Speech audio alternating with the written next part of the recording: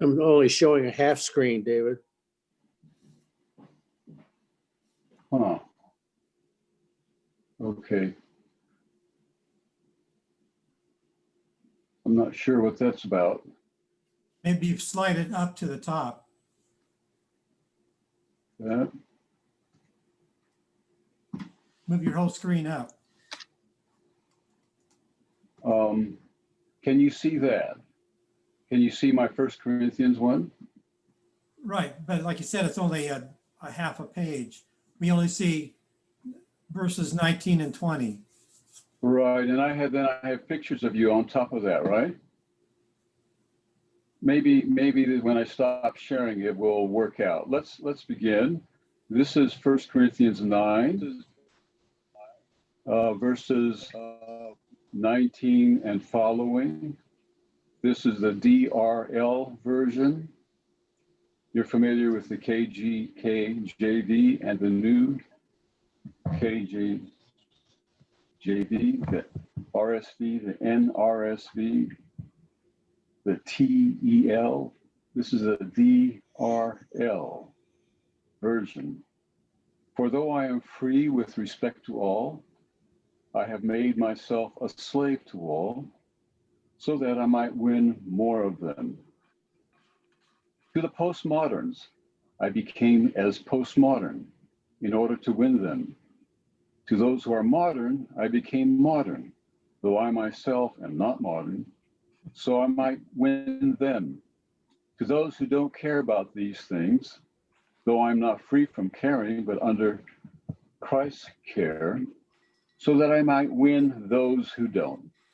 To the pre-moderns, I became pre-modern, so that I might win them.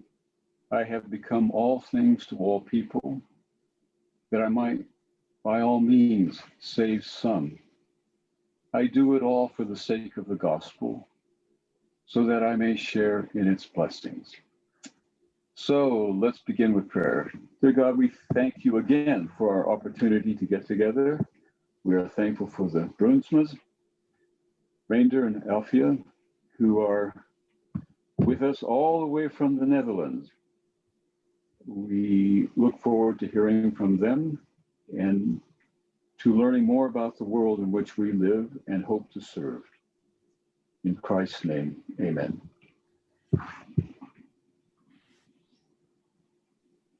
Okay, let me see if I can get this screen sharing off. I'm having a hard time as usual. How's There you that? go. Great. Okay, and let's go to the speaker view. And now we are ready, I think. Reinder, thank you so much for coming back to the Branson Legacy Sabbath School.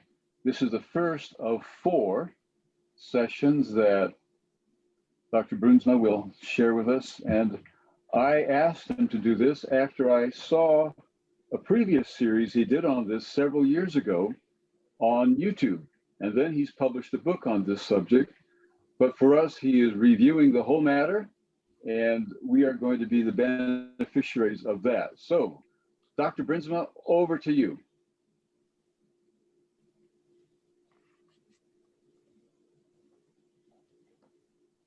Well, I don't know that He's silent. maybe Okay. he needs to unmute himself. Yes, I did. Okay. You hear me now? Yeah. Yes. You know, I obediently muted myself when there was a message on the screen that told me to do so. It's great to be a part of the Branson Legacy Sabbath School class once again. And we will be with you for the next 4 or 5 weeks. You know, it's good that we checked with regard to the time, because in order to make life a little bit confusing, we went from summer time to winter time last week. And I believe you're going this week from summertime to winter time. Is that correct? Yes. And so the time difference tonight is 8 o'clock. And then next week it will be 9 hours difference again. So this is fortunately that I found out in time. Now, David asked me to talk to you a couple of days, a couple of times, about the issue of postmodernism. And I can say that I have become very interested in that topic. In fact, it started when I saw my son making certain decisions. He did computer science and mathematics at Walla Walla University, and then did an internship with Microsoft nearby, then got a job with Microsoft in the Netherlands, and everything, he worked there for a couple of years, and everything seemed to be very positive. And then he said, suddenly, at least it was quite sudden to us, well, Dad, Mom, I'm going to quit. And we wondered, why in the world would he want to quit? He said, well, you know, I'm not, I cannot think of working for an organization like that for all of my life. So I'm quitting. So we said, now, do you know what you're going to do already? What are you going to, where you're going? No, I don't know. But still, you know, I'll find out, but I'm quitting. And so this was so different from the way I was thinking. You know, when you have a good job and things look bright, then maybe you want to change after some time, but not before you have something else. Not before you have some idea of where you're going. But no, this was not his way of thinking. And the more we talked about it, the more I understood that really the generation that has come on the scene is thinking differently in many ways from how I used to think. And so gradually I understood that there is something like postmodernism. And I started reading, and I also started after some time doing some lecturing, did some lecturing at Newbold College for a number of years. Yes, I also wrote a book about it, which I tried to publish with an Adventist publisher, but did not succeed. They thought that maybe it was not totally Adventist enough. And so in the end, I just published it as an ebook on Microsoft. Now let me share my screen with you. Let's see how that works. Should work. Bear with me for a moment.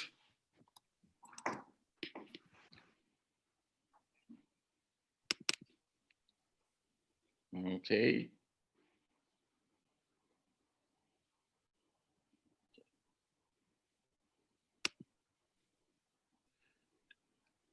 Do you see it?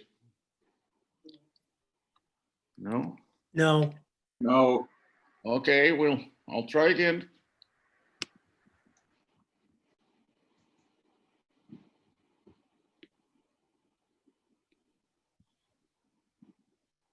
Yay.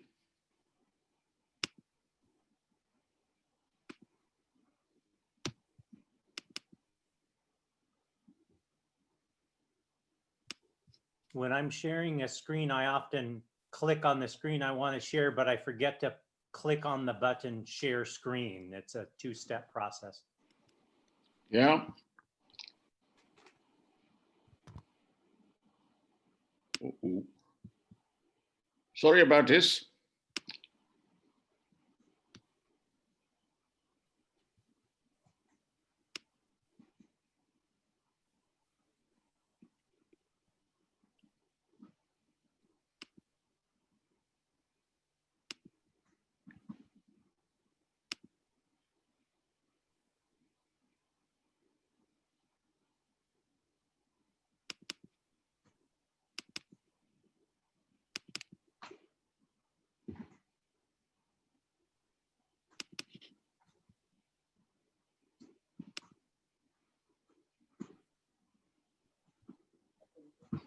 There it is.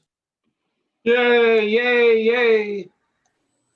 Okay, Yeah, we got your PowerPoint. okay.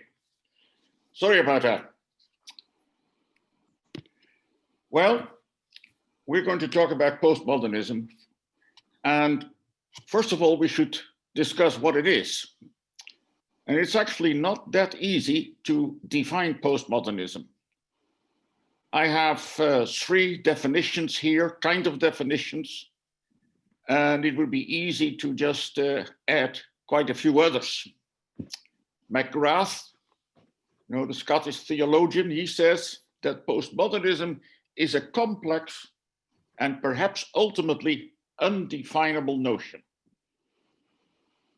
Then in a little book, Glenn Ward says, in Teach Yourself Postmodernism, that postmodernism is a kind of portable term, which enables us to enter a great many ideas about specific characteristics of the world today. And then there is a lady, Mrs. Lineman Perrin, in a Swedish journal. I found this. The main cultural framework, that is postmodernism, the main cultural framework, leaving its mark on European and other Western societies today. So that really doesn't help us all that much, does it? It is difficult to define. One might say it has become a way of life and a way of thinking. Now, Germans have an interesting word for that, Zeitgeist, something that permeates through everything.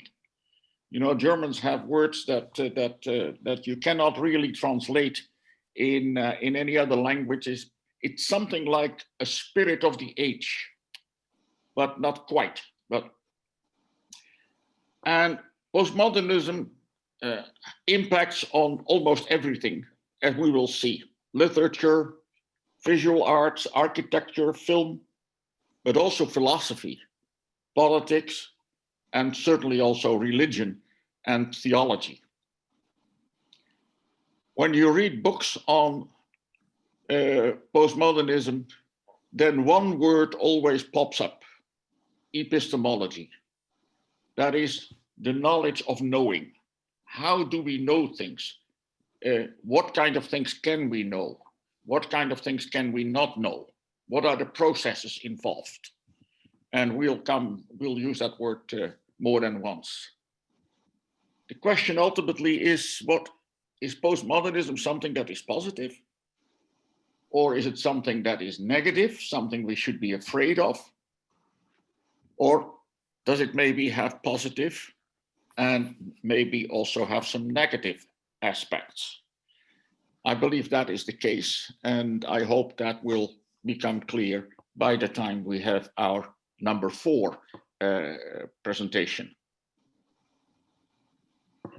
We use 2 words, postmodernism and postmodernity.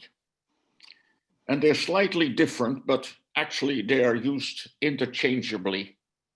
But basically, philosophy is the theory that is at the basis of postmodernity, and then postmodernity is the state of being postmodern. But let's not worry too much about that and just talk about postmodernism and sometimes use the term postmodernity and not worry about the difference. I think David already mentioned that some of this I put into a little book, Present Truth Revisited, with the subtitle, An Adventist Perspective on Postmodernism. And so if you want to, if you're interested in having that, it's very easy to find that on Amazon, but it is an ebook. I submitted the manuscript at the time to Pacific Press, and they were interested, but felt that maybe some people in Silver Spring would not be too enthused about it. Then the Australian publishing house was going to do it, but they got cold feet. And really, I don't know what is so revolutionary about the book that they should be afraid. But this is the reality in today's publishing scene in our church. So today, October 31, we're talking about postmodernism. Where does it come from? What is it? Then next week, November 6th, we'll talk on the impact of postmodernism on Western culture, and we'll see that it really impacts on almost all aspects of Western culture. Then we go to the responses to postmodernism, both from a theological and religious perspective and from a non-religious perspective. And November 20, number 4, is postmodernism and Adventism. Now, I thought there was going to be a number 5 as well. And so in case we should have that, or maybe at some later stage, then I would like to talk about a little book, and that is by John Caputo, What Would Jesus Deconstruct? The Good News of Postmodernism for the Church. And as we will see, the term deconstruction is one of the key terms that we meet all the time in the postmodern philosophy.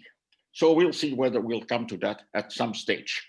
Reinder, Yes? let's plan on that, okay? The first Sabbath in December, so that we will, no, November 27th, correct? 1, 2, 3, 4, 5.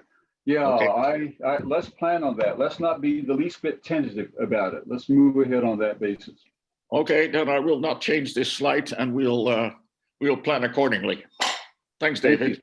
Thank you very much. So when we talk about postmodernism, about the postmodern period that we have entered into, it's good to put that a bit in perspective. History comes in a number of periods. We usually recognize that there was something like prehistory, and there was something like ancient history. And then we move into what we usually call the Middle Ages, from about 500, the early Middle Ages, to about 1500, the late Middle Ages.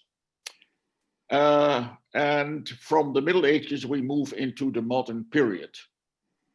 Well, of course, these periods have also transitions from one period to the next, and it's impossible to say exactly when one period starts and when it finishes. You know, the Middle Ages did not end on December 31, 1499, and then have the modern period beginning on January 1, the year 1500. But we usually say that about 1500, the Middle Ages have gone and the modern period has started. And then we might say that, you know, the modern period with the Renaissance and the Enlightenment and everything that goes with it goes to about the middle of the 20th century, the 1960s, 1970s. And then something else comes along, the postmodern period, as we call it. Now, some people say, no, it's better to call it late modern. But whatever, something is coming along that seems to be different from the modern way of thinking. The term postmodern, we don't actually know exactly where it came from.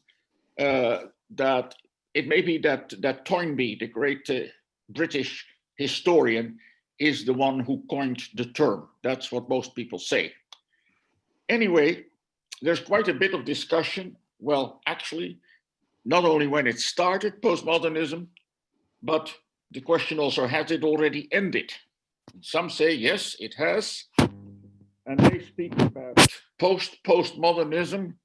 And then you find a whole lot of other terms, trans-postmodernism, meta-modernism, altermodernism, and a couple of other terms. Well, I propose that we don't spend any time on that question as to whether we have already moved out of postmodernism. What I want to emphasize is that we did move from one way of thinking to a different way of thinking, And that different way of thinking is still very influential and still determines a lot of what we do and think. It would be interesting to talk about the characteristics of modernism, but let me just say that that was the period when there was the emphasis on the individual. And if you want to connect one name with that, then of course it is Descartes with his cogito, I am, I think, therefore I am. The period modernism, the period of knowledge, objective knowledge, science, and the knower, the scientist, is neutral. And it's good. It brings a blessing to society, to mankind. It is a time when the laws of nature are discovered and when God is not needed as an explanation of everything. God is put at a distance. It's a time of belief in progress and then of natural religion rather than revealed religion. Now, this is very general, but these are some of the things that are connected with modernism. Modernity has much to do also with secularization. And again, that is a topic that we could spend quite some time on. But as in particular, we near the end of modernism, there is the disappearance of the sacred. The sociologist Peter Berger, he died a few years ago at a very ripe age of 97. He wrote his book, The Sacred Canopy. And he argued that the sacred canopy that enveloped everything has disappeared. No longer is there a religious explanation for everything. Science is the basis of everything, the evolutionary theory. It's a time of urbanization and industrialization. And of course, other than in the earlier period, separation of church and state, especially what the French would call laïcité. So this time is passing by. It's the end of modernism. There is something new in the air. And there are some names that we could mention, that people who are part of this transitional progress, like Sigmund Freud, on the one hand, very rational, on the other hand, in many ways, very irrational elements are coming in. There is Nietzsche.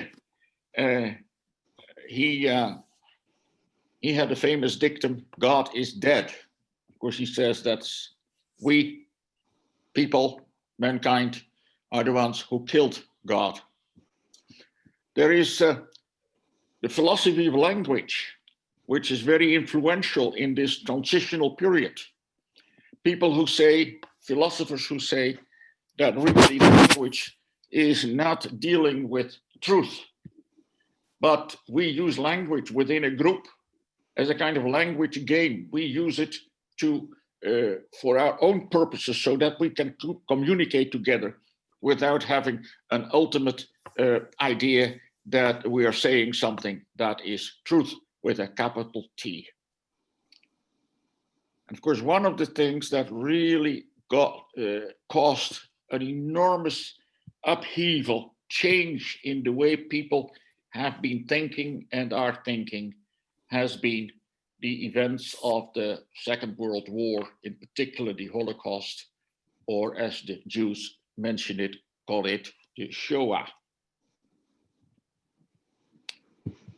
We enter from modern thinking into postmodern thinking.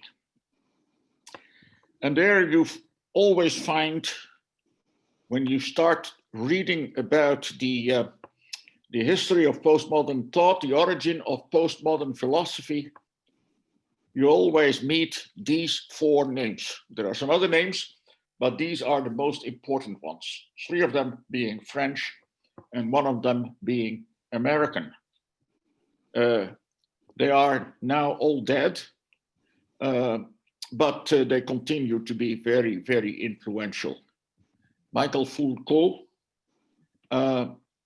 His famous saying is, knowledge is violence. We'll come back to that. Richard Rorty, he was American, very pragmatic. Truth is something that works. That is the ultimate criteria as to whether something is truth or not, whether it works. Jean-François Lyotard, he is the one who wrote about the end of the grand narratives, the end of the meta stories, the end of the philosophies that really cover everything, that are an umbrella for all our thinking and all our activities. He says they no longer apply, they are dead. And then there is Jacques Derrida, and he plays very much on the two words, différence and différence. He emphasizes that we should look for things that are different, not for unity, but for difference. And then before we make up our mind, we should have différence, deferral of meaning. Well, if you want to read those books of most of the writings of these people, then I warn you, it seems that they have been in a contest to write as densely as possible. It's really quite difficult sometimes to know what they are talking about. And I would say if you're not a professional philosopher, and I'm not, then it would be better to take a book like Introduction to the Thinking of, and try to get your mind behind what they are actually meaning to say, than trying to read some of their publications from scratch. Now, this evening then, the main topic is what are the crucial ideas of postmodernism? And in what follows, I will deal with about 10 or 12 of the crucial ideas. And I'm sure many of you have read already on postmodernism or are familiar with it, but I'd like to discuss when we come to the second part of the evening, or rather the morning, when we come to the second part, whether you feel that indeed these are the crucial things of postmodernism, and to what extent you recognize them in your own life and in the world around us. And one of the crucial elements, ideas of postmodernism, is pessimism. There is the end of belief in continuous progress and a realization of enormous global problems. The generation before my generation, those who lived through the Great Depression of the 1930s and those who lived through World War II, they faced many difficulties, but they believed that their children might do better than they had done. And that has been true to a large extent, that the baby boomers and the generation to which quite a few of us in this class belong, we believed that we did better than our parents to start with, and then we believed that maybe our children would also do better than we had been doing. However, that did not always work out. The next generation that came did not always do better. And today, the generation, and we have all kinds of letters, Generation X and Generation Z and Generation Y, but these generations, these recent generations, they actually are not so positive about where they are going and what their future might hold. Interesting, I think of when I was once teaching at Newbold and had quite a few adult students in my class. One of them coming from Pakistan. He was already close to his 50s and he brought a family. And he told us in the class, he said, when I was in Pakistan, then my children all were very optimistic. And they believed they were all going to be doctors and teachers. And now that we live in Britain, it seems that they only hope that eventually they will actually have a job. There is no longer this belief that everything will get better and better, but there is quite a bit of pessimism around. A realization also of the enormous global problems that the world faces. There is the conviction among postmoderns that life on Earth is utterly fragile. And it's important that we look at the whole world. Everything fits together, and we have been exploiting rather than cooperating with the world, with nature, with the ecosystems. And so holism, that everything fits together and is connected, is one of the crucial ideas also of postmodernism. Sorry.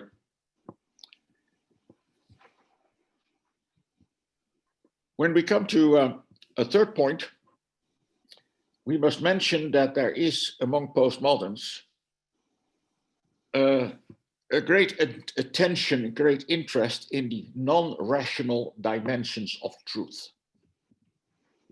And this is something that we will come back to, and in particular when I talk about the impact of postmodernism on Adventism, that, you know, Adventists are very rational in their approach to truth, and postmoderns do not like that.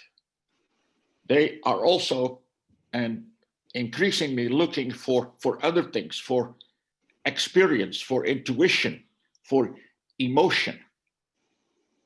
And they say that knowledge is actually replaced to a large extent by interpretation. I may know things, but then I have to find out what it means. And then what my conclusion may be totally different from your conclusion. And we'll see that this is the great transition from seeing truth as absolute with a capital T to having truth in plural. We all have our truth, our own particular truth. We have seen a transition from wisdom in former ages to knowledge in the modern world, to, in particular, information in our present world. This is what I just talked about. Truth with a small t and plural has replaced truth. Postmoderns no longer say, I have the truth, but we have our own truth. You have your truth, I have my truth, and we can discuss, but we should not try to impose our truth on somebody else. And the question that postmoderns will in particular ask, not so much is it true, but what can I do with it? And you can easily see, and we'll come back to that, that this is something that plays a major role in the religious life.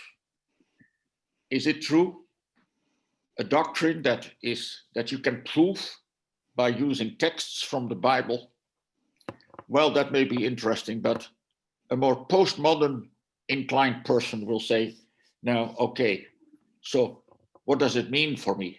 What does it mean tomorrow, on Monday? What does it mean in the context of my daily life? If it doesn't mean anything, then why hang on to it? This is crucial. And we'll see that this causes people to react to postmodernism in different ways. If there is no truth with a capital T, no absolute truth, then, well, what can a religion, what can a denomination of like ours, then how can we proceed? We have always said this is the truth. We have the truth. We must spread the truth. But we are in trouble if the postmodern way of looking is correct. So truth, plural rather than truth. And this leads to a plurality of ideas and to a lot of relativism, because if your truth is just as good as mine, then okay, where do we go? Another crucial idea of postmodernism is the emphasis on difference rather than similarity. And sometimes a combination of incompatible elements. And we'll look at that in particular next week when we see how postmodernism has impacted on our culture. Different styles in architecture, combination of different materials in the arts, collage, etc., etc. So we'll come back to that next week. Combination of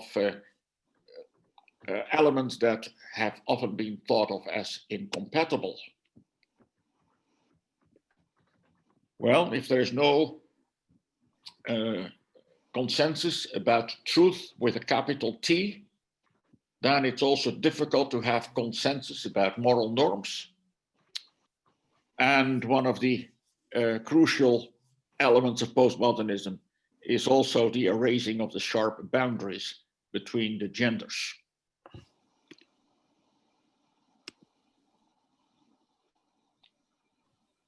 If you would ask Derrida, one of the 4 postmodern philosophers, you ask him the question, how are you?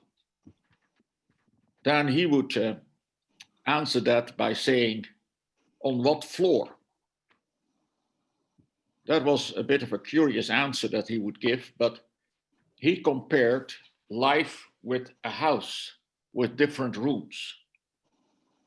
And he could be in room 1 and have a certain set of ideas and work with a number of things, but he could be in room 2 and operate totally differently. And so what he was meaning is that this is the element of fragmentation. And our life is much more fragmented than it was for moderns. For postmoderns, whether they realize it or not, their life is much more fragmented. Now, if you would ask the generation before me, and even some who belong to my generation, and said, ask the question, who are you? What are you? Then those people would say, well, I'm a Seventh-day Adventist. Now, postmodern people, and I believe that I'm somewhat postmodern, when people ask me, who are you? What are you? Then my first answer is not, I'm a Seventh-day Adventist, because I'm a lot of different things. I'm a male. I have a certain ethnicity. I have a certain background. I live in a particular place. I have particular political ideas. There's a lot of different things that define me. It's not just the fact that I belong to a denomination. And for many people, that life can be very fragmented. That when they are in their sport, you know, when they are in their doing their workout in their sports school, then they hang out with different people than on Sabbath morning. And when they are in their job, they have a different way of dealing with people than they would have at home. Their life is much more fragmented than it used to be. And sometimes it's quite different to reconcile the elements of the different parts of their life with one another. Postmoderns have no strong job loyalty or loyalty to organizations. And this is what I refer to with my son. He had no loyalty to the organization that he worked for. And you find today that working for 40 years for one particular outfit, that is not being regarded as good, as loyal, but that is more or less by many young people today regarded as stupid. How can you stand doing the same thing your whole life? And why should you be loyal to the organization? You're loyal to yourself. Short-term commitments and switching from one loyalty to another. That's all part of the postmodern way of looking at things. Now we find that people have often difficulty signing up for organizations because they don't want a long-term commitment. It used to be very easy to find elders in the church. In fact, it was too easy. Too many people wanted to be elder. But now you find that it's very difficult often to find people who want to have a long-term commitment.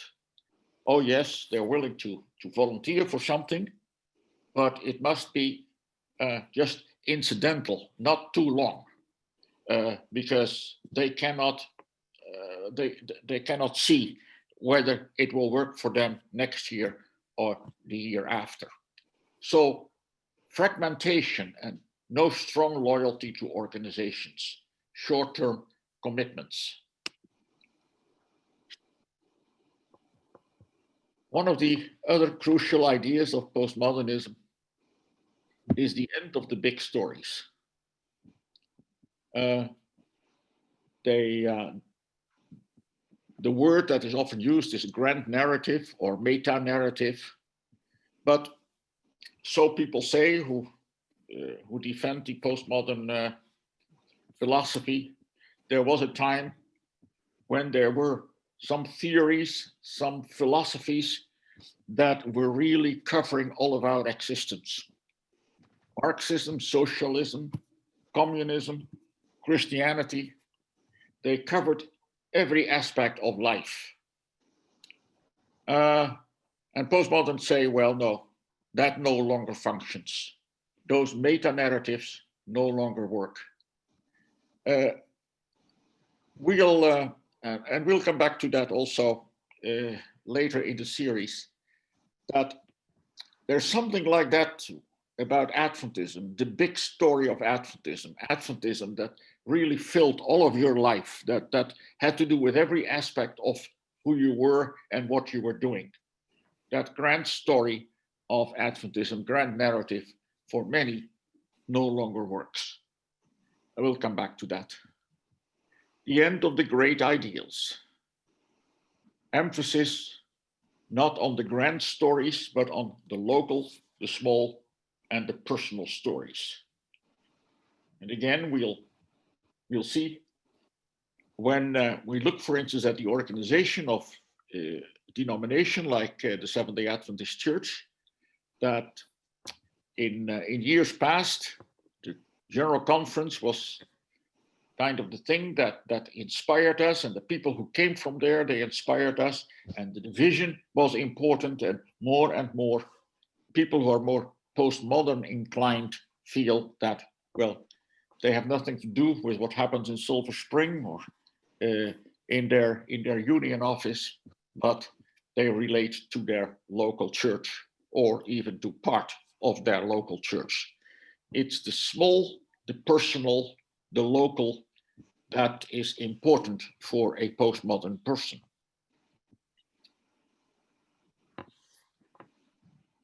Science was the all-important thing in the modern person. Science was good. Science brought progress. Postmoderns say, no, wait a minute, science is not always good. It does not solve all the problems that we have. And also, science may change. So we have to be careful when we trust in science to an extent that is not really warranted. One of the most influential books of the previous century was that of Thomas Kuhn, when the book in which he talked about paradigm shifts. the book about scientific revolution, I think is in the title. And what he basically says is, you have theories, and those theories are accepted because there are so many things that point to the validity of those theories. But then there are there's some new research, and there are some people who come with ideas and findings that no longer fit in the established paradigm.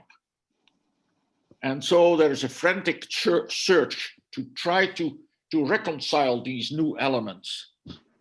But there comes a moment when really the discrepancy becomes too big and a new paradigm develops, a new way of looking at things develops that does take care of all these things that have been found. So there is this process of change in what we call science. We also realize that there are research traditions, and that often the influence of the non-scientific elements, for instance, the economics, and who is funding the research, all these things have a great influence. And that makes us see that science is not just the unmitigated blessing and always good that we once thought it was. And yes, the reigning paradigm often determines what scholars see. And we all know, when we have done some research, that we start with a theory, and then we have the tendency to be looking for things that confirm our view, rather than looking for things that are against our view. And yet, that is what postmoderns would want us to do. And that is when we come to the element of deconstruction.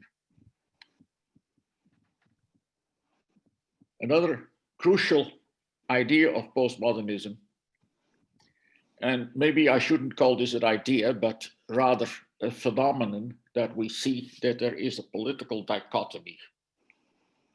We see that in particular in Europe. We have the European Union, and the European Union has grown from 6 states in the beginning. There was just a handful of states: Netherlands, Belgium, Luxembourg, Germany, France, and what was number 6? Let me see. England? No, it was not England. Anyway, there were just a few states, and now there were 28, and there will be 27 from the end of this year, when there is the Brexit. The European Union is still considered to be very important. And we hear all the time, living here in this part of the world, that we can no longer do without this European unity, especially with this big power of the United States on the one hand, and Russia and China. We must hang together as Europeans. But at the same time, we see that in different countries, there is a strong emphasis on regionalism. That you see that in the United Kingdom, Scotland, that maybe wants to go its own way. You see it in Spain, and you see it in different other countries. And even in smaller countries like the Netherlands, there is not only the Netherlands as a whole, but also the northern provinces, they want to be heard. And there is this, on the one hand, emphasis on unity, on bigger entities, but at the same time on regionalism. And there is mondialism. We recognize that we live in a world that is one and that we're all connected, but then we also see the anti-globalism. And any major international meeting of world leaders, we find the two elements at odds with each other. I think my first hour is almost gone, but this is a very, very important one. When we in this new period of postmodernism, we see what has been called a re-enchantment of the world. What we mean by this is that in the modern period, there was no place for mystery. There was only place for the rational, for things that we can understand with our mind. But gradually, there has come another wave of thinking over the Western world. We find that, for instance, in the New Age movement, spirit over body. And mystery, once again, is okay. Religion, it's not so much the doctrinal content, but it's the experience. That is combined with very negative feelings towards the church as an institution.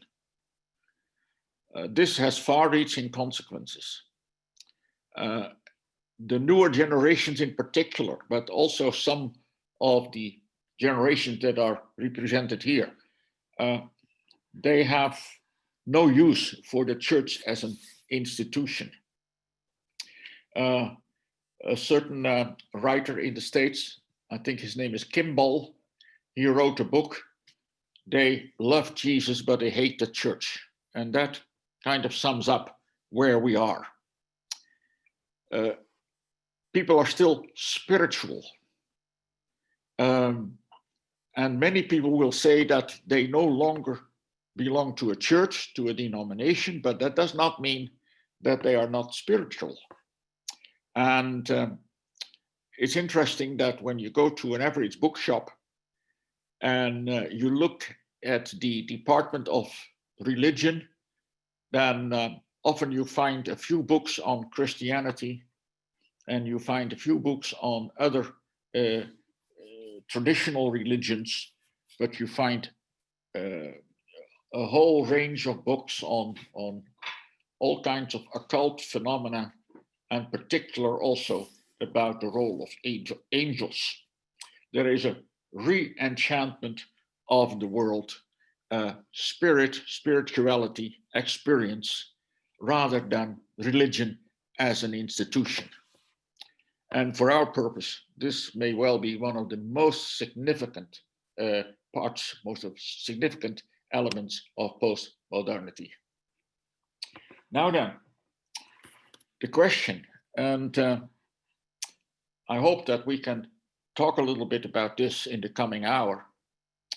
And the question, how postmodern are you?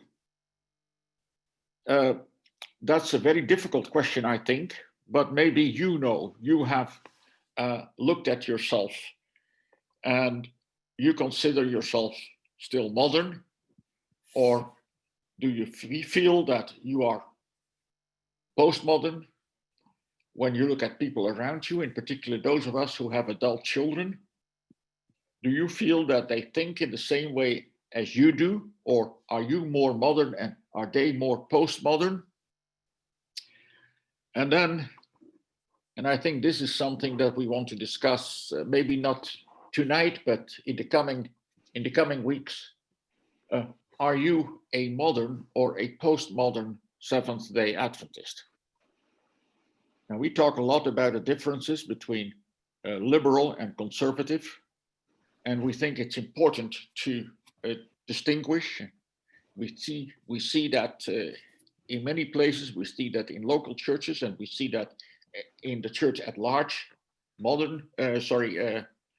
Liberal versus conservative, orthodox, whatever term you want to use. But I believe that underneath there is a much more fundamental difference, and that is many Adventists have remained modern. The Adventist church as an institution has remained modern, while as part of the church and a significant number of our members have become more or less postmodern. And if you want to read something more on that, I would point you to an article that I wrote for the Ministry magazine in June 2005, which is entitled Modern versus Postmodern Adventism, the Ultimate Divide, ? And in that article, I argue that this is the great issue that we need to struggle with. That it's not so much liberal and orthodox, but underneath it's modern versus postmodern, and two ways of thinking that often do not really relate to each other and understand each other. So let me see whether I can go back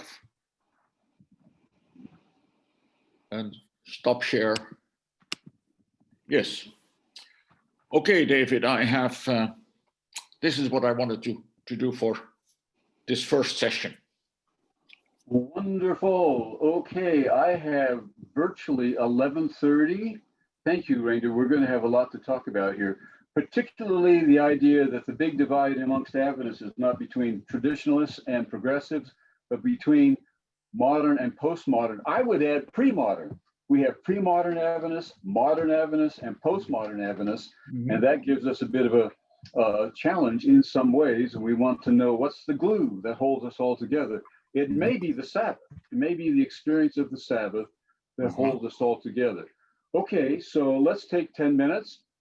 That would put us back to 11:40 California time, about 11:40. And then we will have questions and answers. During the time that we're apart, please let Forrest Howe know if you would like to be among those who make a comment. Those of you who are watching on Facebook, if you will put your questions in the comments, I will try to relay them to the group on Zoom. No promises, but I'll try. Okay, 11:40. Reinder, you're just going to say something? No. Okay. Okay, 11:41 or so. Thank you. Okay. All right. I'm just going to say, raise your hand. I have Ron Graybill's hand. If you don't want to raise the little blue hand, I'll look for you on the screen. So anyway. Reinder? Yes. Reinder, this is Bronwyn. I don't Yes. know whether Dave told you, but a few weeks ago, we started taking a break in the middle so people can have a break and then we come back for the question and answer. Well, that's a very good idea, because after talking for an hour, I'm about ready for a drink of some substance. Right. Okay, we'll see you in 10 minutes. Yep.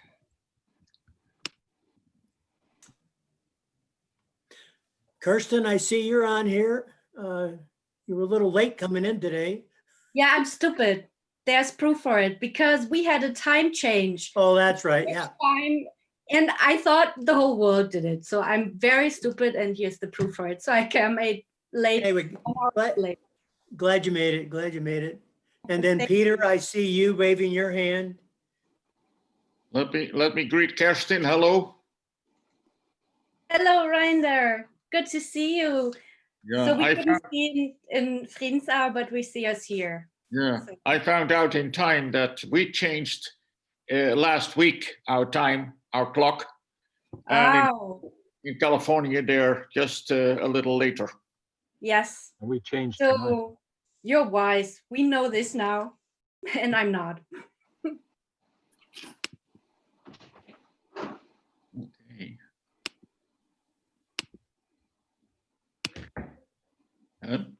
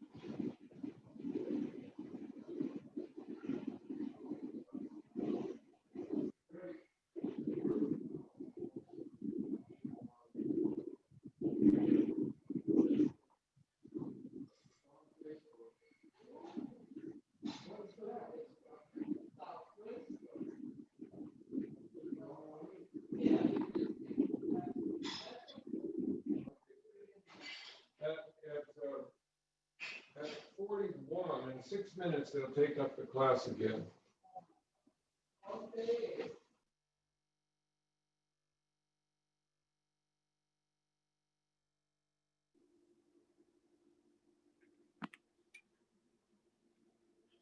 Hey, Forrest, are you there?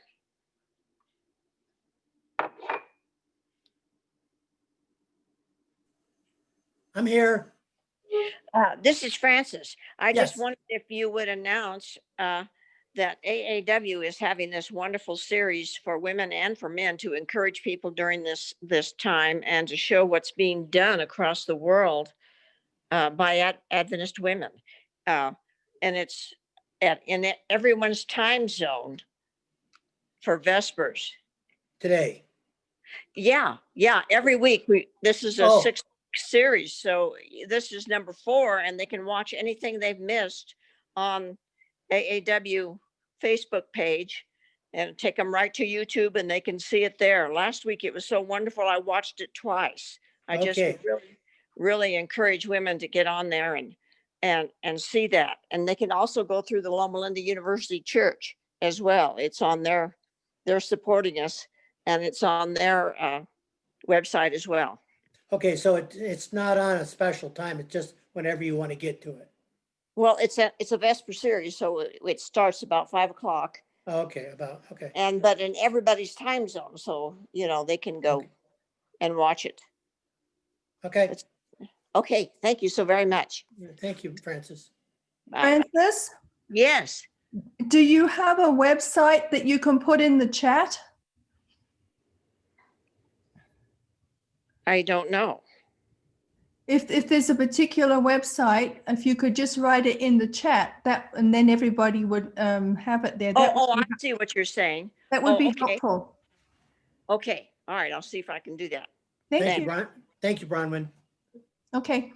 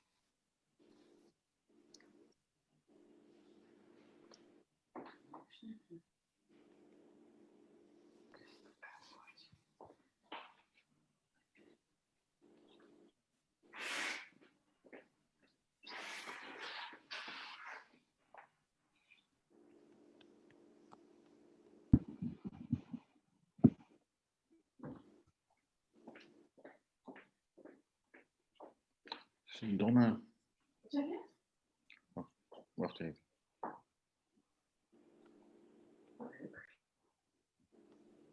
Hello, colleagues. Is this a good time to start up again? Are Good most of you here. back? Okay. First thing here on our agenda is to make sure that everyone who wants to say something is on Forrest Howe's queue. Is there anyone who has not yet had a chance to communicate to him or make a comment? Okay, David, I have Ron Graybill, George Tichy, Peter, LaDon, and Jan so far. Okay, I'm happy for all of those. I would hope that some people who have not yet made a question or comment would do so. I may look down this list and ask somebody to do so. That's what I would do in class. I would say, well, Melvin, what would you like to say? I won't put you on the spot this time, but maybe in the future we'll do something like that. Let's get started here, and maybe I can make a comment and then a summary, or maybe the summary first. Now, I'm just thinking about what we just heard, and I haven't typed it out or written it out and so forth, but here are the lasting impressions I have so far. One, postmodernism is not one thing, but several. Two, postmodernism is a way of thinking, even more so than it is a time period. So we have pre-modern ways of thinking, modern ways of thinking, and postmodern ways of thinking. And then hopping way down to the end, he suggested that the difference between modern and postmodern ways of thinking are very important for our lives together. Thirdly, I thought it was very important that he mentioned a number of authors who do not self-describe themselves as postmodern, but nevertheless have had that impact. We think of Darwin, Freud, Marx, Wittgenstein, Nietzsche, people like that, all contributed to the postmodern consciousness that we have. But then he also mentioned some people who do identify themselves as postmodern, so Foucault and Derrida, and who else was on that list? Lyotard. There's a fourth one that I have, Richard Rorty, those four he mentioned.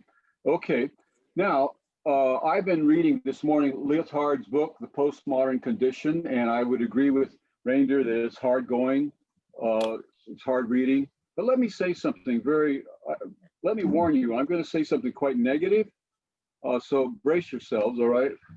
My negative comment is this. The more important an issue is, the smaller the words we must use. The less important an issue is, the larger the words we can use. And one reason, this is really severe, one reason why these postmoderns can use those long words is that it doesn't make any difference what they say to anybody.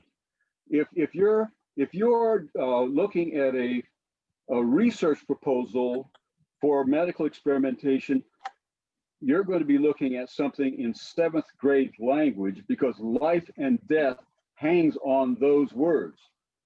You need to write like Hemingway, short words, short sentences, short paragraphs, when life is at stake. When life is not at stake, you can use multi-syllable words all you want. And you see a lot at the American Academy of Religion, just that sort. It's sort of parading like peacocks, linguistic parading of words. And I don't think it's commendable. And I don't think anybody should feel intimidated by that because it's not something to be frightened of. All right, that's my little sermon. Who's first?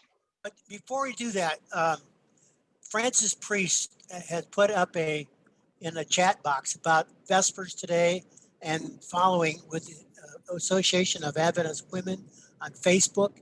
And today at around 5 o'clock for Vespers, there'll be a continuing series. So look at your chat box and look at the message from Francis Priest regarding that. Thank you, Francis. Ron.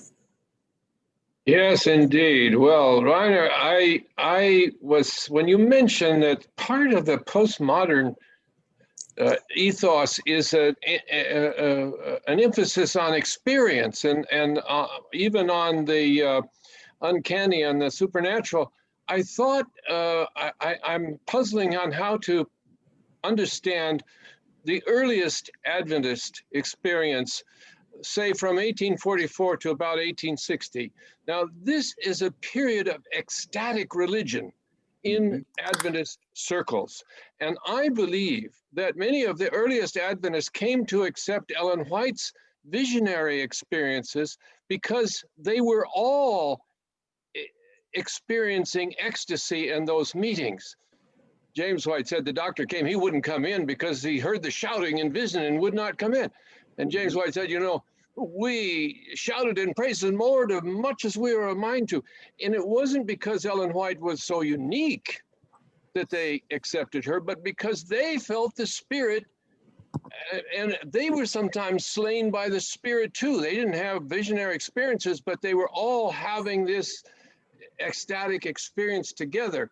Now, then this fades out. So we go from a post or a pre-modern period to a modern period in Adventism, but could there be a kind of pre-modern Adventism in the 40s and 50s? And are there elements in Adventism which are going back now to a more emotional experience? Well, these are some complicated questions, Ron. And early Adventism, and you know much more about that than I do, but we have to understand that, I think, in terms of the revivalist kind of atmosphere that was present in the Millerite movement and other movements at the time. And so we see indeed a lot of this, well, it's often called fanaticism or extremism or whatever words we use. But at the same time, I think we find that very soon the rational approach to religion takes over. And that we go to the opposite, and that we become very, very suspicious of anything that is a little bit too wild, and something that we cannot put into a neat formula. So, and then Adventism becomes, and is still in many ways, very modern, very rational. And whether we go to a certain amount of pre-modernism, or whether you can actually see that there are postmodern tendencies. When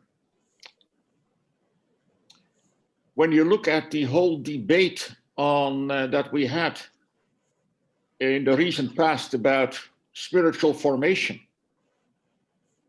then thinking about that, I wonder whether underneath there is not a certain postmodern interest in experiential religion, which the modern leaders of the church fail to understand. They belong to one world, and some other people are influenced, and maybe you see that in the One Project as well, and in some other things. They show a certain amount of, I think, postmodern interest in against the rigidity of doctrine and in actual experienced religion. So, but yes, when it comes to the early Adventism, and I've recently read more about that than I had in the past, and I wondered sometimes at some of the stuff that was going on. Yeah. Well, your countryman Jan Borman, you know, very much modern, very suspicious of the One Project and all of that sort of thing. Well, there are some good Dutch people, and there are some that are better ignored. Okay, is that it, Ron? That's all. Okay, I want to go to George Tichy. George, I tell you, you need to behave yourself, okay? I will do my best, I promise. First of all, Dr. Bruinsma, thank you for the presentation. I am excited about it and looking forward for the next 4 weeks more, because this issue is very relevant. You don't like, you like the complicated questions, as I see. So I have one after a short comment. I'm thinking about when we see these periods, you know, dividing movements of thinking and change of philosophy and theology in our church too. I'm thinking about what could be or would be or will be the post-COVIDism. COVID is changing the world in a way that I don't believe we are going to ever go back to what it was. Mm-hmm. Not only socially, but as a church too. So I wonder if you have thought and could share with us, what do you think that COVID has done and will do to our church in terms of change, not only of practice of religion, but in theology as well? Any comments on that? Well, it is tempting, of course, to philosophize about what COVID might be doing. At the same time, I think we must be very careful that while we are in the midst of it, and we have only seen a beginning of how it's working out, we must be careful not to have too definite prophecy about the future. But one thing that I can see is that it changes the relationship of many of the members to the organizational church, and that in particular also local elements become more important. When I say that local elements, of course, we can respond to many different local elements because of technology that is helping us. We can join this particular local community, and we can decide to join another local community. But our church is hierarchy. Our church is built on people moving all the time from one place to the other. And I wonder what it will do. For almost a year now, the leaders of the General Conference, the leaders of the divisions, and even in many places of the unions, have not been able to move around and be physically there. And the meetings that have been held have had quite a different kind of feel to it. Does that further marginalize the higher organizations in the church? Could it have an implication, for instance, at the session that we will have in May, and maybe not all people who were thought to be able to attend to this session that is more limited in scope. Maybe some of them will not be able to come in May, and it may have to be partly digital or, online.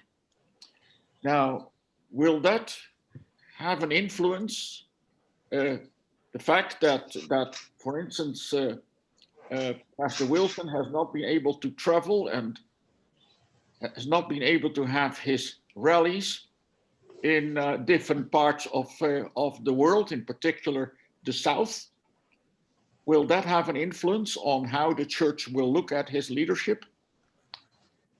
So that is, I think, one issue.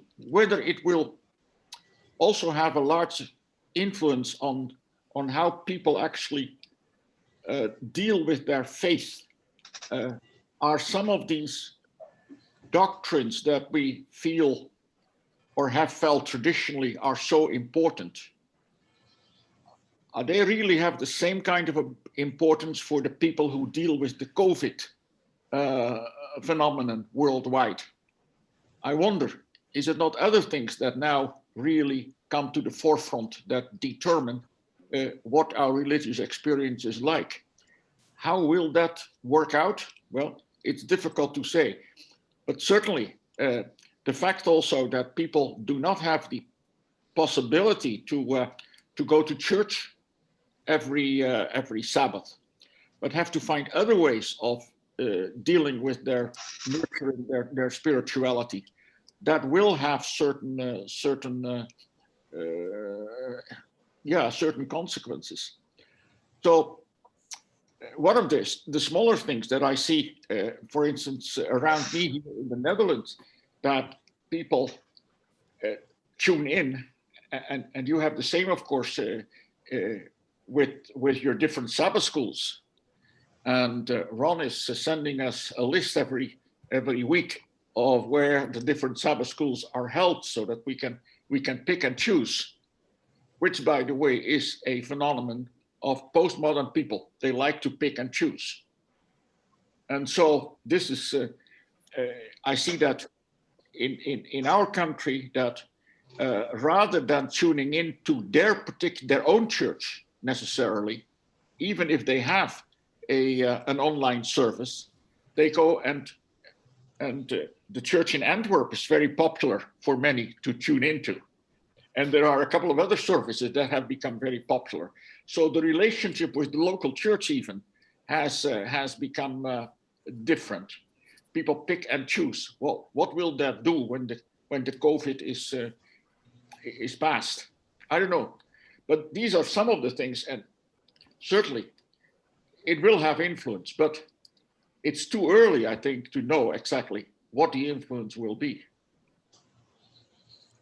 Does that make sense? Okay, thank you so much. I appreciate the comment. I'm glad that I am in the pre-COVID era. I had a COVID test yesterday and it came back negative, so I'm not a post-COVIDian. Okay, thank you, George. By the way, mentioned Ron Grable. You can sign up for Ron Grable's mailing list if you're not on it. And so I think he put it in the chat.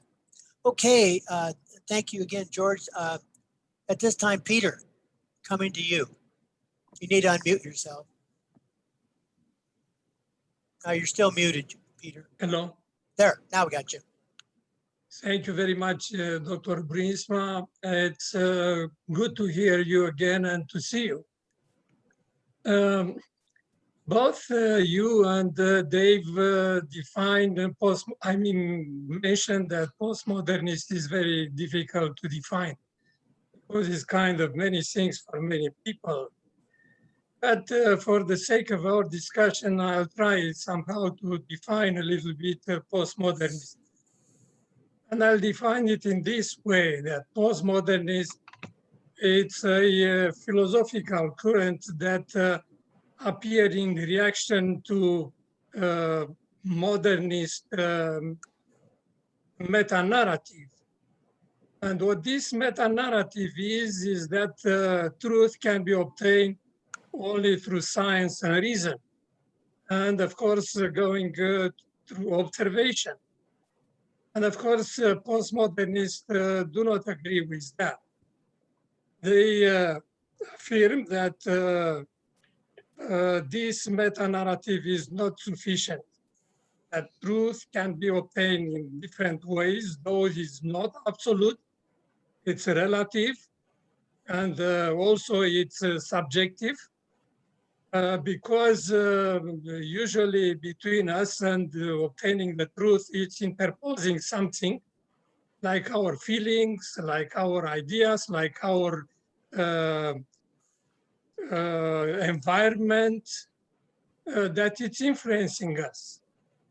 Well, this in regard to a definition of, somehow a definition of postmodernism. I should mention that I was also interested in postmodernism because this helps us to understand the world in which we are living today. And we should understand the world in which we are living today because we are making a lot of decisions that could influence positive or negative. In regard to the three main French philosophers, Jacques Derrida, François Lyotard, and Michel Foucault, I'll try to characterize them through some catching phrases to call them so. And I will say that Jacques Derrida was very much interested in the text. What he said that there is nothing outside of the text. And this could help us, this approach to the Bible, the way we are looking at the Bible, and the way we are understanding Jesus Christ and his mission and what his life.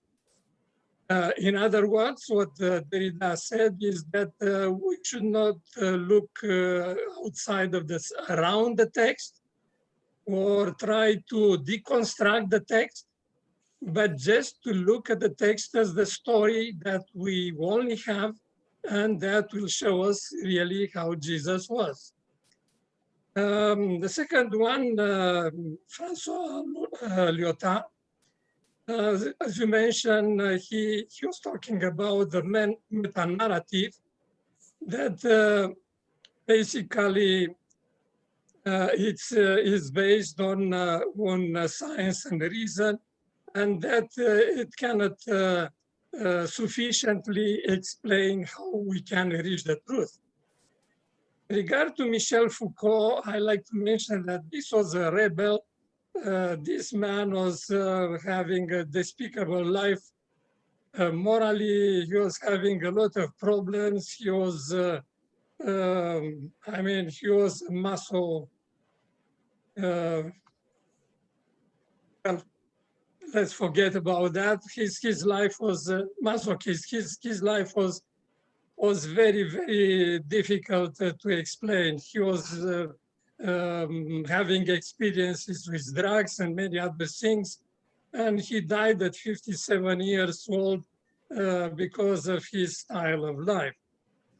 Well, in addition to what you mentioned about him, his catching phrase that he can be characterized was that he was reversing knowledge is power with power is knowledge. And he was very much about the authority of the government. He said, nobody should tell me anything that I should do. I will do my own way. And of course, he was very much against the government, that the government basically it's constraining people the administration, it's keeping in check the people that are in prison. He was an extremist in basically what he did mostly, what he did. Now, I'd like to make a recommendation in addition to the books that you're mentioning, a book that can help our discussion, Who is Afraid of Postmodernism? Forrest. Excuse me? Somebody said something. I don't know who that was, Peter, but we heard. Afraid, the title of the book is Who is Afraid of Postmodernism? Okay, good. Now, I think your three definitions of these three authors or descriptions. It's in the same series as this book by Caputo. Right. Okay, Reinder, do you want to thank you, Peter. That's helpful. Do you want to respond to that? Yes, I think that you know, you have given a very good synthesis of some of these things. I would like first to come back to what you said, David, and you know, you in between the lines you wondered what exactly these philosophers had to tell us, and that it was a lot to do about nothing.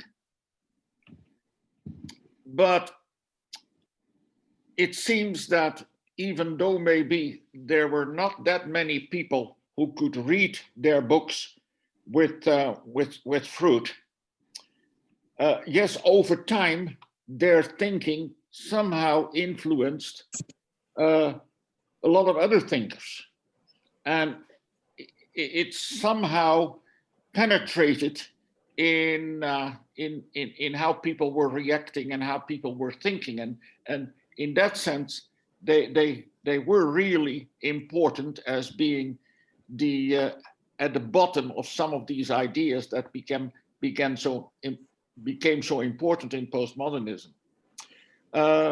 When the previous speaker, Peter Simpuru,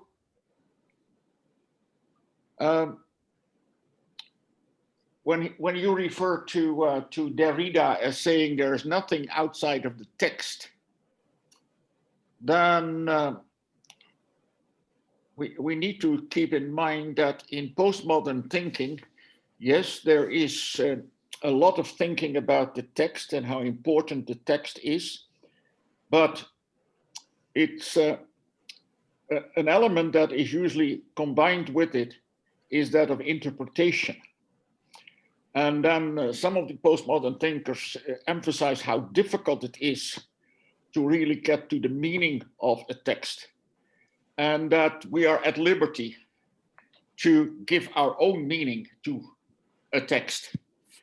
And that meaning that we give to the text may be different from the original meaning, but according to many postmodern thinkers, that is okay, because our interpretation is what counts for us.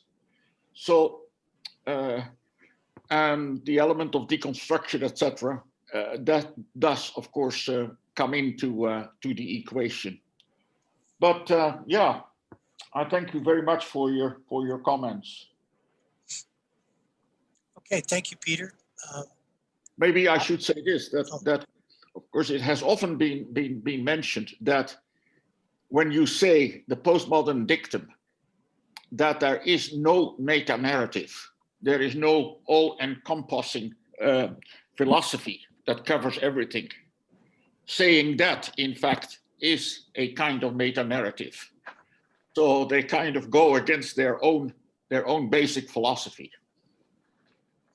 But that's the same when you say in empiricism, when you say that only that what you can actually see and hear is true. That statement itself cannot be verified by the senses. Exactly. So, there are no big truths, except the big truth that there are no big truths. Yeah. Now, logically, the snake starts to try to consume its own tail right at that point. Yeah. Okay, thank you. I think I'm going to, oh, LaDon, to you. All right, thank you. Dr. Bruinsma, thank you so much. Some of you know that I come from a very multi-religious family and background. And in my family, there are Jews and Christians and Muslims and Baha'is and probably Zoroastrians and whatever. And the modern thinking created a lot of rifts between families.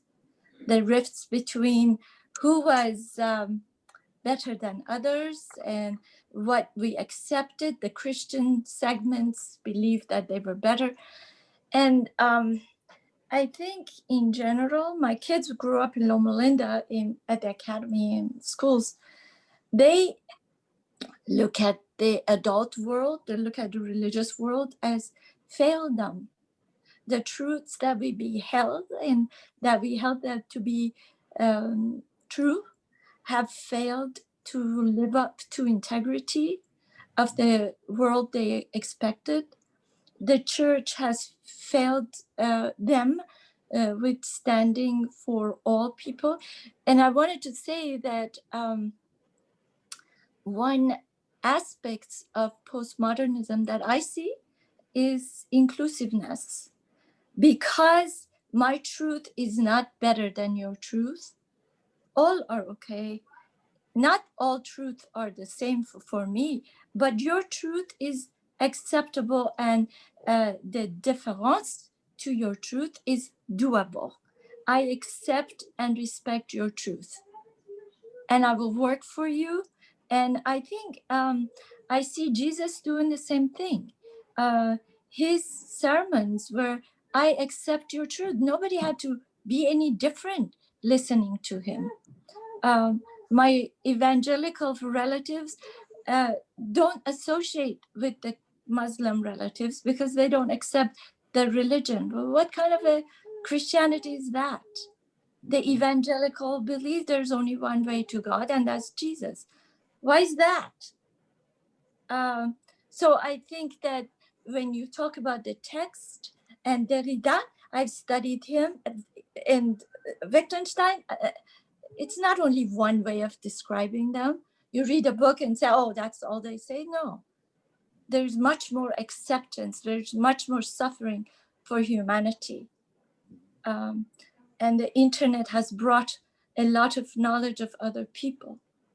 So thank you very much. And I think we stand to be ashamed that we have failed the integrity of Christ as accepting and open arms, loving other people for who they are.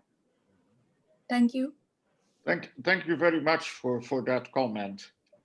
And of course, you say you're living in a context, a multi-religious context, and that is true, of course, for an increasing number of people on the personal, individual level, on the family level, but also on a wider level in society.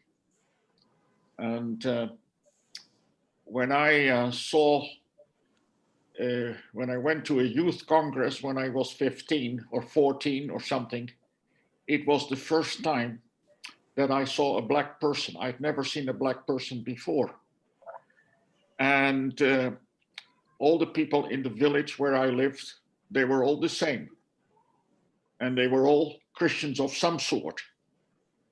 And of course, the world in which I live also has changed dramatically. And it is true that for many Seventh-day Adventists, they have not had the privilege of being educated in an environment that had this exposure to things that were different. And I fully agree that it is important, and certainly important for Adventist Christians also, to understand that there is more than one way, and whether or not people are going to be saved who are non-Christian and whether that is ultimately, whether they know it or not, because of Jesus Christ. These are complicated questions. But we are faced with two aspects. One is the need for trying to understand each other or listen to each other and respect each other. Yet at the same time, we cannot get away from the fact that there is also a propositional element to truth. We are making statements about certain things. And although that is not the only thing that counts, maybe not even the first thing that counts in religion, statements can be exclusive. Statements that are different, logic demands that they cannot be true at the same time, some of these statements. So I still think, therefore, that I have good reason to choose being a Christian rather than being something else. So, and I think it's a mistake when people say, well, we are different, and it doesn't matter, in the sense that, well, you know, we don't have to think about and find out what choices I want to make among from the smorgasbord of different religious offerings. Absolutely. But you will have to accept other people's way of being. So did Jesus. I think he was that way. Well, you have to have an interest in people and listen to them before you preach to them, huh? Yeah. I think our foreign policy has been affected by that idea of exclusiveness. I don't think there is room in any faith for that kind of a thing. I don't want to go there, but I'm very disappointed. Okay. Yeah. Okay. Again, I just like, before I go to the next one, periodically look under the chats. There's been some good links put up there by several. So just want to remind you to take a look at those chats. You'll see some good links there. At this time, we'll go to Jan McQuiston or Roger. I don't know which it is.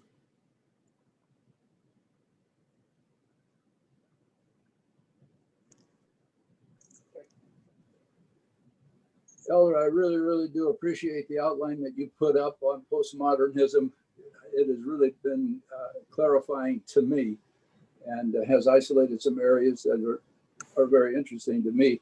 The question I have, do you think there is any movement in the church or any group in the church that is addressing, you know, the existential threat to global warming, such as the Extinction Rebellion movement in England, that, as I understand, is very, very active in demonstrating in the streets, shutting down the flow of the economy to draw attention to the real threats that civilization is facing because of this. And I'm just wondering, is the church addressing this? Are they aware of this?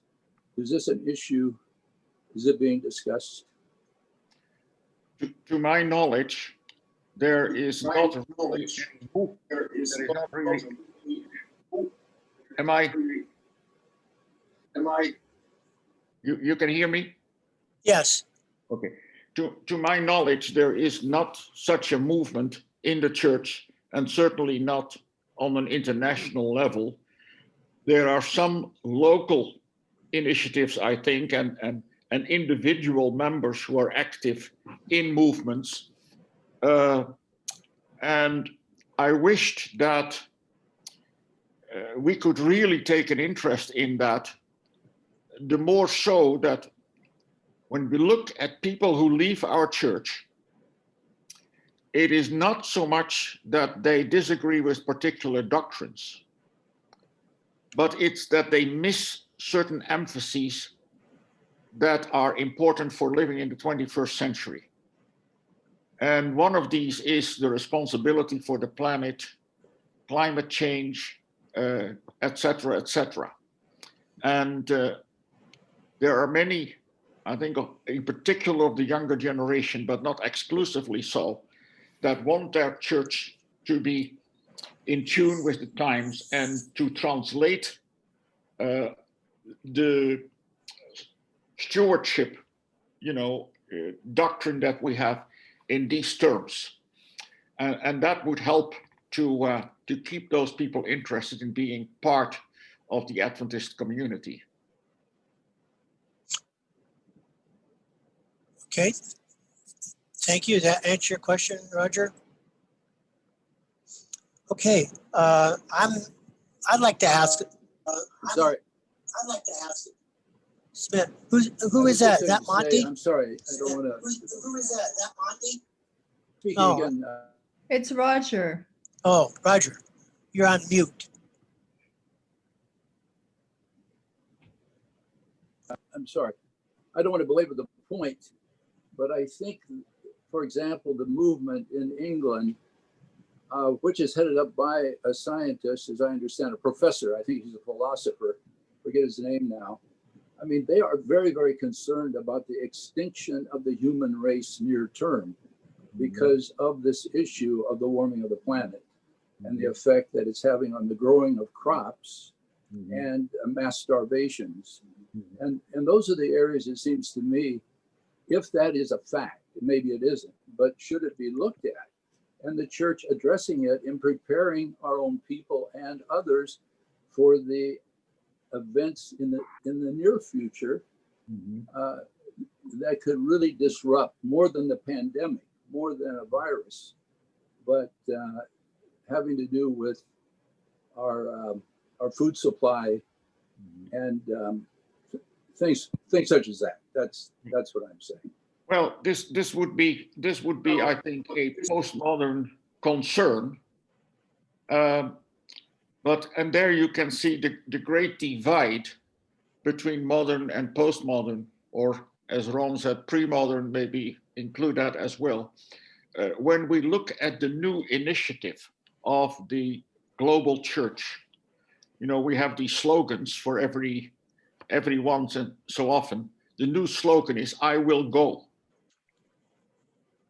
And that implies that worldwide we are called upon to use the existing resources, the existing books and pamphlets and media outlets that we have to preach traditional Seventh-day Adventist doctrine. That is the I will go initiative.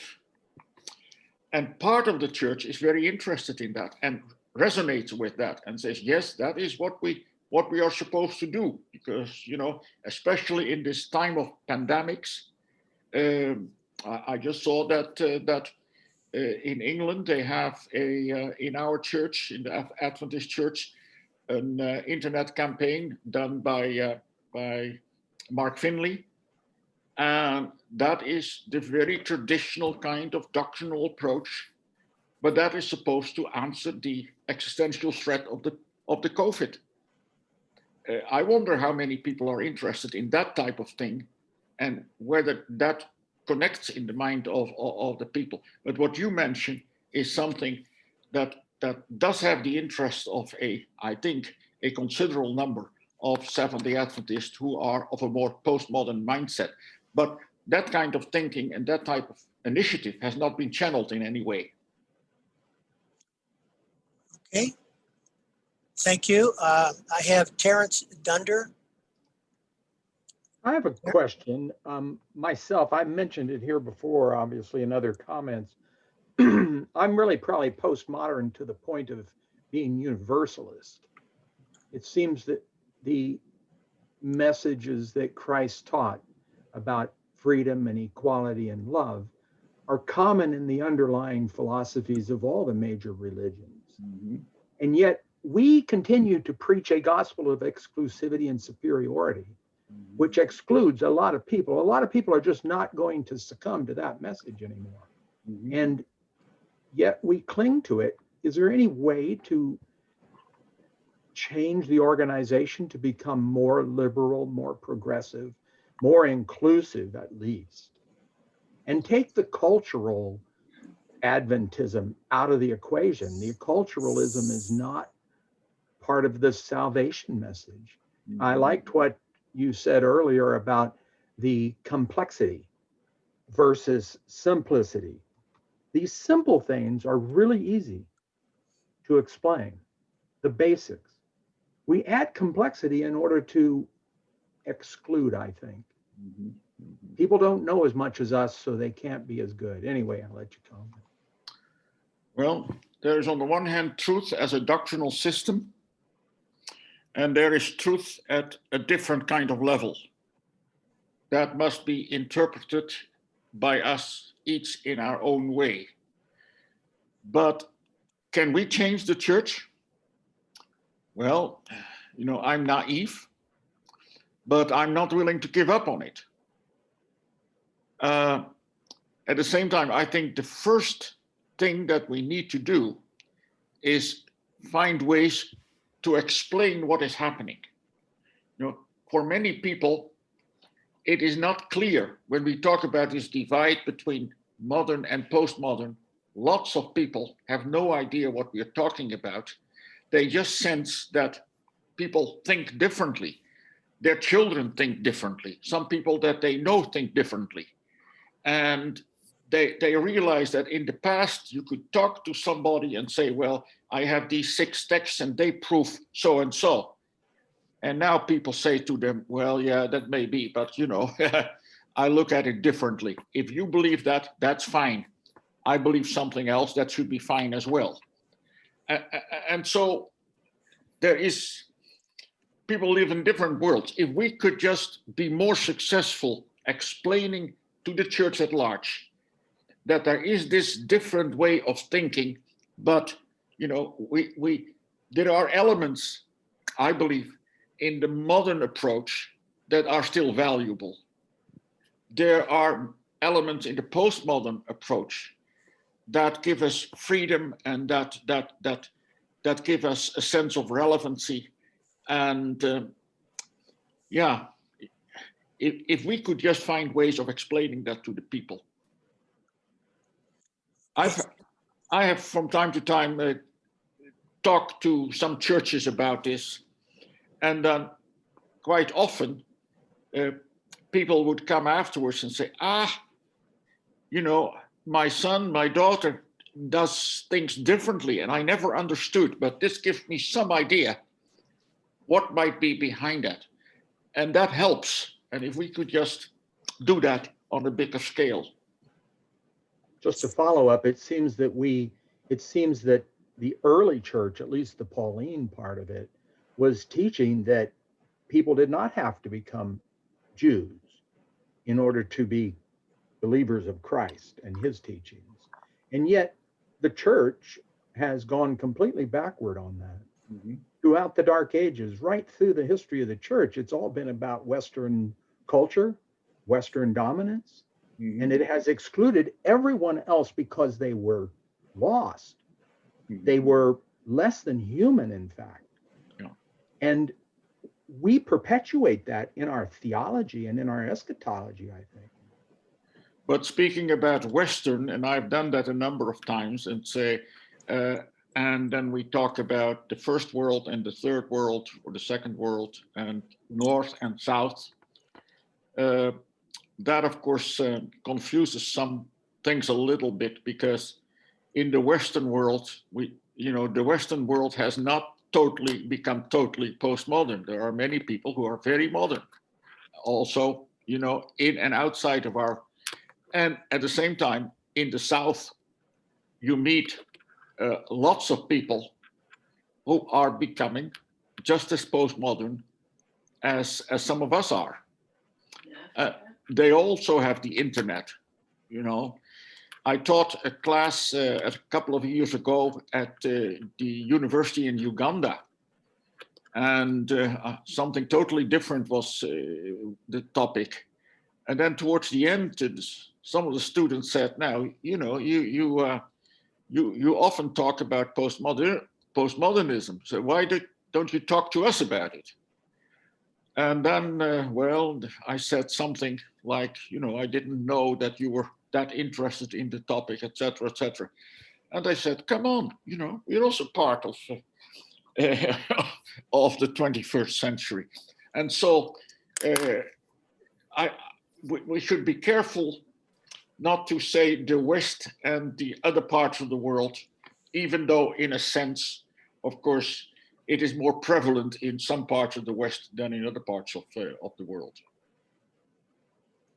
Okay, thank you. I have a comment on the screen from Elmer Capino. Elmer, could you unmute yourself and bring that up? Yes, I brought up the fact that having a number of truths isn't necessarily disadvantageous. The reason I say that is, in my profession, every time I see a patient, they come in with a complaint, and I don't put credence on the complaint. I put credence on what's causing the complaint. For instance, someone can say, no one likes me, I go to church, no one says hi to me, I go to work, I couldn't get along with my staff. And the idea behind that is you have to reduce it and find out the main reason why this patient is having difficulties. And if you focus on, for instance, issues of being abandoned, you could cover 8 of 10 problems. The same thing with truth. We have a number of truths, but some of those truths shift periodically because we really don't have an anchor of why we hold them as truth. So it's not necessarily a disadvantage to have a number of truths because all those truths basically are connected by one issue. And the task of the church is to find out what is that one silver thread that holds all these truths together and reduce it to one cause. What is our definition of truth? You know, Well, if it is a set of doctrines, then of course we have to say that is always a professional way of talking about God and about what he is doing. We never have the final say. It's always, we're groping for words to really say something about God and about what he means for us. The Bible defines truth in the first place as a relationship to Jesus Christ. I am the truth. So that is the foundation. And are there different ways of speaking about Christ as being the truth and about our relationship? Yes, there always have been and there always will be. And as soon as we say only my way of speaking about him and is valid, then we are in trouble and there's intolerance. Of course, within a faith community, certain ideas will grow and there will be a certain consensus about some things, and that is good. But if that does not develop, then that faith community is a museum rather than the living body of Jesus Christ. Okay, thank you.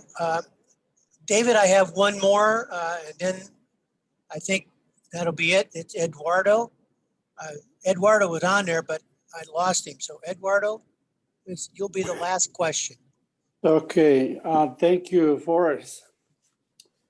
Let me make a little comment to raise my question. About 2 years ago, I think the Sabbath school lesson was dealing about anger. And I noticed that the class was dealing with anger as a single. And then I make my comment that there is 2 kinds of anger, good one and bad one. They missed the point. In regard to the question by Ron about experience, I think that we might make the same mistake. The experience goes with knowledge, feeling, and emotion. The deeper the knowledge, the deeper the feeling and the emotion. But the experience that people sometimes talk about is the feeling and emotion, divorcing knowledge out of this experience. And I think that confusion comes when there are manifestations of people, emotions, and feelings. Sometimes we are rightfully calling fanatics because their knowledge is lacking. I would like you to comment about this comment that I'm making. Yes, because this is, you're speaking from a different field and defining anger and positive and negative. Yes, I think that is how we experience, most of us experience that some anger is righteous indignation and is positive, and some anger is just a problem that we carry along. Extremism, fanaticism, you know, I read somewhere that if somebody is right about 50% of time, that is great. If somebody is right maybe 60 or 70% of the time, that is exceptional. If somebody is right 100% of the time, it's almost certain that that person is an extremist and a fanatic. And I don't know whether that exactly answers your question for response, but if there is one virtue in being a little bit postmodern, is to not take yourself and your own opinion always totally serious. You think about things and you should have the freedom to think differently next year, to develop in your thinking, to disagree with others, and do so in a pleasant way, and making space for yourself, claiming space for yourself, but also providing space to other people. I think that would be a very positive outcome of being postmodern. Can I follow up a little bit? Well, I'm in charge, so yeah. Okay. If you listen to A.T. Jones trying to stop the Sunday law in 1888, he makes the point that Paul is telling the Romans, your gods are not gods. Your truth is not truth. I have the truth and I know the God. So I think that the mentality today is pretty much plurality of gods or plurality of truths, which I completely disagree. And that makes me a peculiar, or if I pretend to know the 100% of the truth, for some people think that I am wrong, but it is my goal. I never stop searching for 100% truth on any detail. But I accept your answer. Thank you very much, and I love you all. Hey, now, David, I did have one more questioner come up. Bud Racine. Yeah, I thank you, Forrest. Matthew Cortman's lectures were quite profound, and none more so than his book entitled Saying No to God, as an introduction to this postmodern scenario that Dr. Bruinsma is talking about. Highly recommend that everybody read Saying No to God. I'm about 3/4 of the way through, and it really does highlight in a special sort of way this postmodern approach to scripture and so on. Highly recommend it. Thank you. It's on my list to read it. Okay, thank you, Bud. And David, I'm going to turn it back to you, but just two things.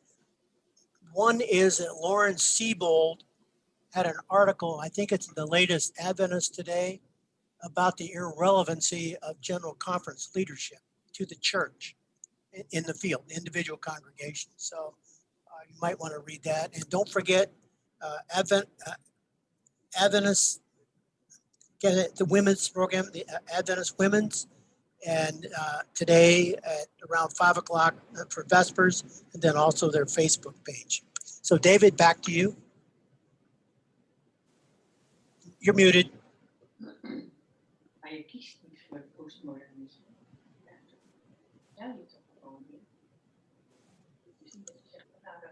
Thank you, Forrest. Thank you, everybody. Thank you, Dr. Bruinsma.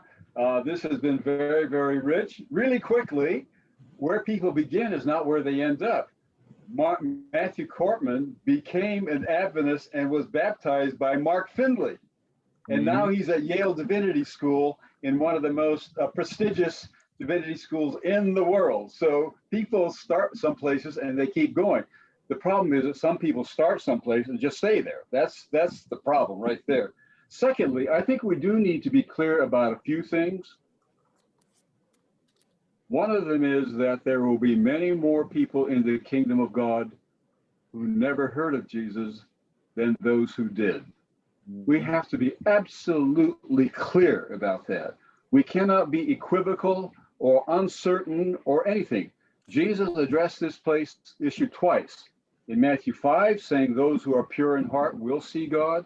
In Matthew 25, those who are helpful to others will be in the kingdom. So, you know, we need to be very, very clear about this. To think that God would exclude people because they never heard of Jesus is really to paint God in an unfair and unfortunate fashion. Now, Dr. Bruinsma, what will we be doing next week?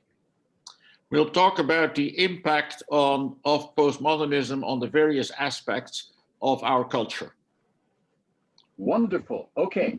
And of course, we will again, when we have our discussion, venture into how that impacts on religion and how that impacts on the faith community that we belong to.